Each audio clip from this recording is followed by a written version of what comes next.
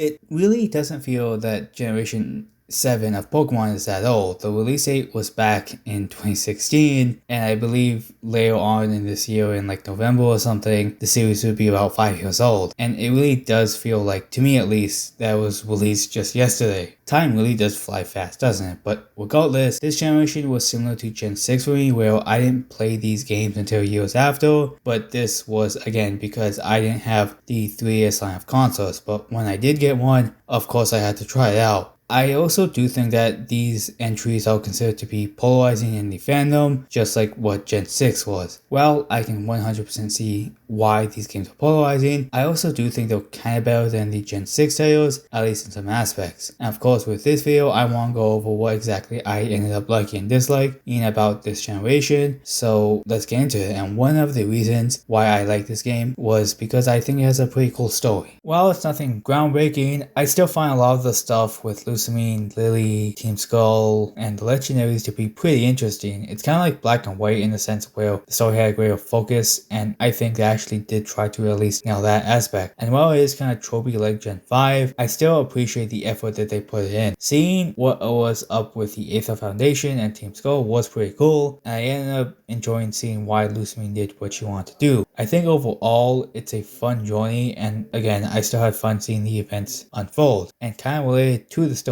the characters I found at least to be pretty likable. The trial captains and the kahunas I found the most fun to be around. And of course, characters like Lily and her family had some really nice moments, at least when the game focused on their plot. The interactions they all had, mostly again with the different trial captains, were all pretty sweet and made it feel like they were all pretty good friends. I also think that these games actually look pretty great, and I definitely do think they got the most out of the system. The change from chibis to more normal size 3D models for the overworld definitely helped the game look a lot better to me, and I ended up getting a little bit more involved into the game's world. And it was also nice to see the camera follow you around a lot better instead of having a more or less top-down perspective. Of course, with Gen 6 it kind of did that too, but more often than not it would just again be from a top-down perspective. Another part of the games I love has to be the removal of HMs, because frankly I just love how it opens up your movesets and teams. Without HMs, you're not forced to use moves like Surf, Strength, Rock Smash, and whatever else, because now they just move that to the Ride Pokemon, which again, I just love. The game also has a nice amount of replayability like a lot of the other Pokemon games, with a pretty nice Pokedex. The original Sun and Moon only has 272, and this is counting for exclusives, the Tapus and the Ultra Beast and whatever else. But I still think this is a decent number. It might not be as big as X and Y, but you still have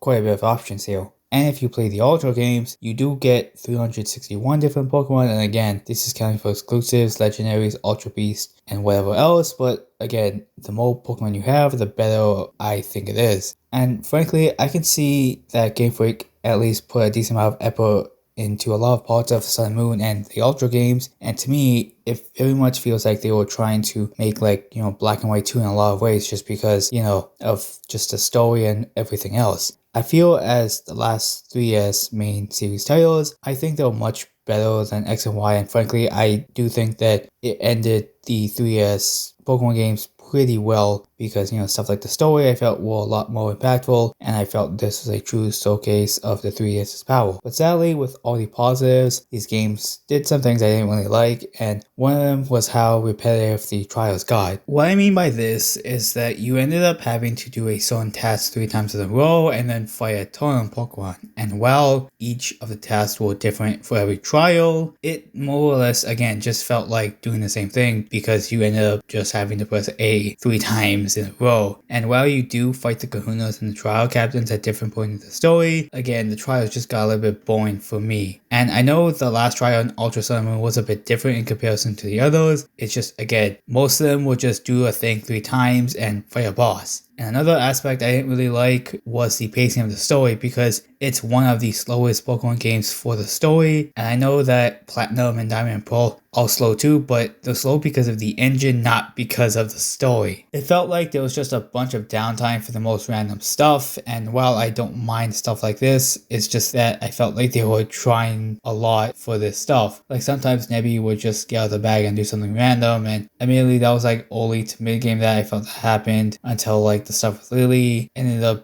going through, and just a bunch of other random stuff like a random NPC just stopping you to tell you something, or that same thing with a notable character. And also, I actually don't mind stuff regarding the plot. It's just that I felt that should have happened a lot more often, considering the fact that this game was trying to be a more story-focused game. There are also some random stuff with Team Skull Grunts, where they just come up, talk some shit to you, maybe do a random event or two, and then just leave. And I wouldn't mind this as much, but it kind of felt like, they were mostly pointless, and they're not even the main villain team, so I wish at least we got to see more of the Aether Foundation instead of Team Skull, because, Team Skull is kind of built up to be the evil team, and then they get like, oh wait, no, it wasn't actually us. And honestly, just stuff like that just made the game's story feel a lot slower to me. I also really didn't like the new gameplay feature, that being Z moves. And don't get me wrong, I don't hate it, since it kind of started Game Freak just introducing new gimmicks for every generation and getting rid of them. I just found it way too overpowered, considering from my experience it's almost always a one shot. While Megas could kind of get overpowered as well, I just like how they brought new life into old Pokemon, and while Z-Move kind of does that too, it just doesn't feel as special in comparison to Megas, at least to me. And frankly, you could argue that, Megas were the thing that made Game Freak add a new gimmick, but frankly, with Gen 7 they need to add Z-Moves, I thought Megas were perfectly fine as they were,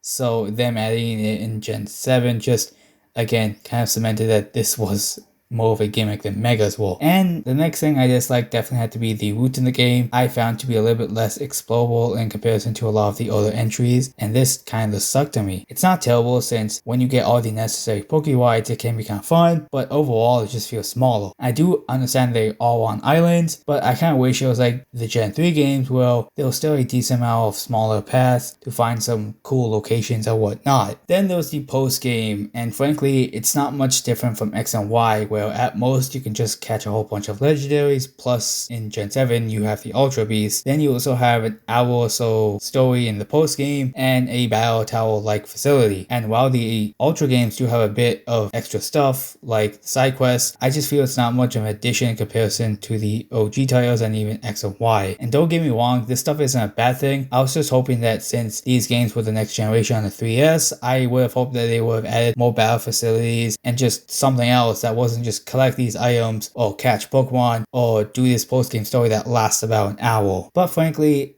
I can see why these games were pretty liked by a lot of people, and to me, I can definitely say I prefer these games to Generation 6. I even found these games to be a little bit harder than Gen 6 overall, because some of the totem Pokemon definitely gave me a run for my money, but it wasn't something overly amazing, I guess, because, I feel a lot of the older Pokemon games can be like that too. But again, I'm glad that Game Freak put the effort in here, and they did put a lot of effort in other aspects of the game, like I said, story and characters. But I still wish they had a little bit longer to fully realize these games, since it feels like some areas were kind of lacking. But I want to hear what you guys like and dislike about these entries, and let me know in the comments below. And of course, I will go over my own likes and dislikes before the video ends. Likes: good story, likable characters, great graphics for the 3DS, removal of gems, and a good amount of replayability. Dislikes: trials are repetitive, story pacing is slow, Z moves aren't as cool, routes aren't as explorable, and post game isn't that much different from X and Y. Thank you all for watching, and see you guys later. Also follow me on Twitter, and don't forget to subscribe and also like the video.